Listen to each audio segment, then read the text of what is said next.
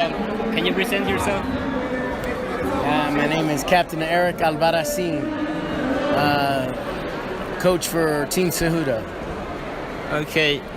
Can we say you're the one to blame for that belt? Say that again? Can we say that you're the one to blame for that belt?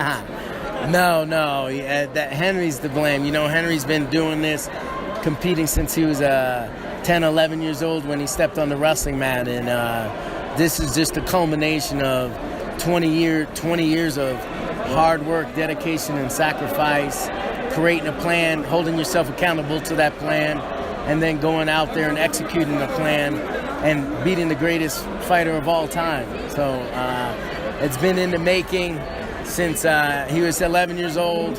We had a couple of obstacles or speed bumps along the way. You know, the 2012 Olympic trials, the first round loss to Demetrius Johnson 2.5 years ago, but he overcame those speed bumps and he became the greatest combat athlete of all time on August 4th. That was where I was where I was wanting to go. Sorry. He just defeated number one pound for pound king. Where do you think he stands right now? Man, I'm really not worried about the pound for pound in the UFC or MMA. What I'm concerned about, what I believe is more historical, is the fact that he won an Olympic gold as the youngest U.S. wrestler of all time, and then 10 years later, after a second round knockout, coming back and winning the UFC gold. In my eyes, the overcoming that adversity, being the 31st, ranked 31st in the world when he went to the Olympics, to winning it, and now being a 5-1 underdog going into August 4th's title fight, to me, that makes him the greatest combat athlete in the world.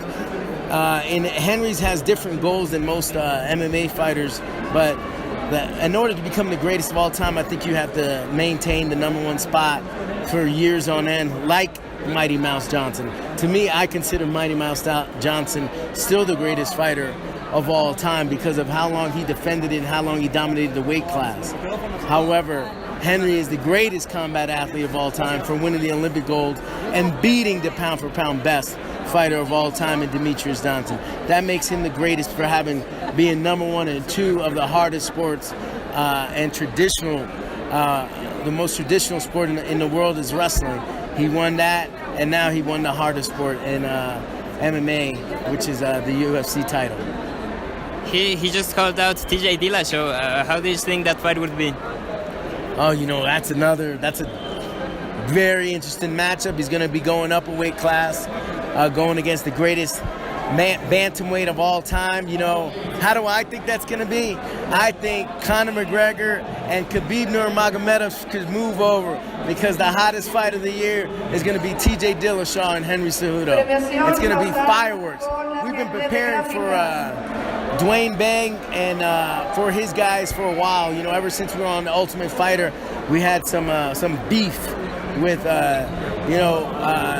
Benavidez. Obviously, he was the opposing coach, and one of the coaches on his team was Dwayne Bang Ludwig. And so we've been preparing for a Dwayne Bang Ludwig athlete when he coached Joe Benavidez, and now we lost to Joe Benavidez, so we're trying to get that match back. We need to get that victory back. So we've been all the blood, all the running sessions, all the drilling sessions, all the punches thrown, all the shots taken, all the sprawls and takedown defended.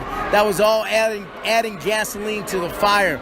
And when we fight TJ Dillashaw, we're going to light a match. Boom! And there's going to be fireworks in that fight. Do you think he could become the first defending double champion? I have no doubt he can become the first double flyweight and bantamweight champion. It's going to happen. Stay tuned. Believe me, you're witnessing history. And for last, do you think we could see Henry defend right here in Mexico?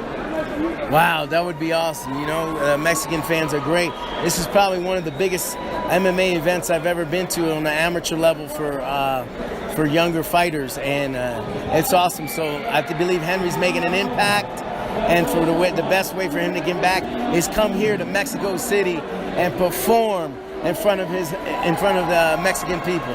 I think it would be awesome. Well, thank you, sir, and congratulations.